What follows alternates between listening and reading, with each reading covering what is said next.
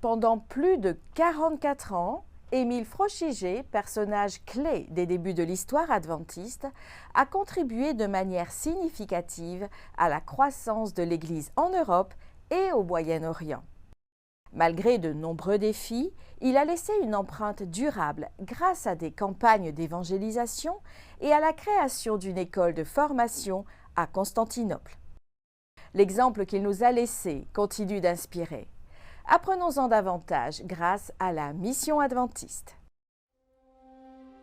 Émile Froschiger était pionnier, colporteur, pasteur, missionnaire et administrateur en Europe et au Moyen-Orient pendant 44 ans.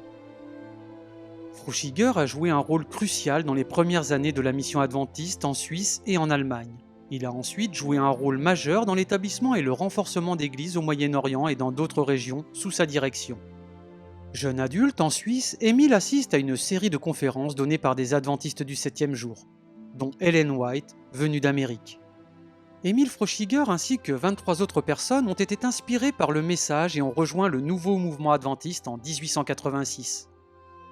Froschiger a été le pionnier du colportage en Suisse et en Allemagne.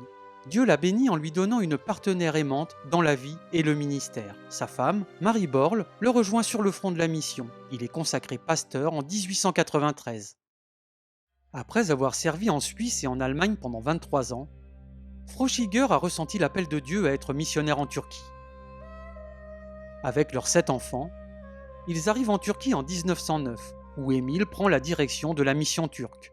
L'année suivante, ils prennent en charge la mission de l'Union d'Orient, un vaste territoire où la présence adventiste est très faible.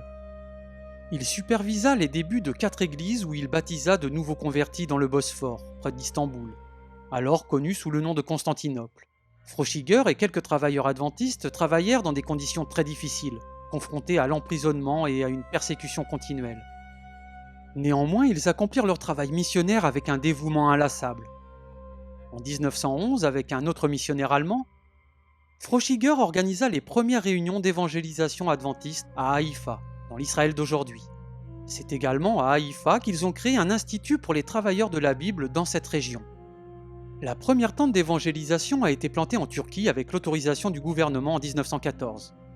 En plus des réunions d'évangélisation, Froschiger établit une école de formation à Constantinople et organise des conférences pour les Arméniens et les Grecs. L'école servait de lieu de formation missionnaire pour les travailleurs en Turquie. Les travailleurs adventistes de Constantinople apprennent 3 langues, le turc, l'arménien et le grec, pour se préparer à la mission. Pendant la Première Guerre mondiale, Froschiger continue à superviser le travail dans le champ de l'Union d'Orient, même si les communications et les déplacements deviennent extrêmement difficiles. La prochaine destination de Froschiger est la conférence de l'Union tchécoslovaque nouvellement organisée, dont il est le président. Les moyens y étaient si limités que les travailleurs avaient à peine de quoi se nourrir pour survivre. Froschiger commença à faire du démarchage et parvint finalement à créer une imprimerie pour vendre de la littérature adventiste. Cependant, il s'épuise rapidement. Des décennies de dur labeur et de sacrifices ont eu raison de sa santé. Il décida donc de retourner dans son pays d'origine, la Suisse.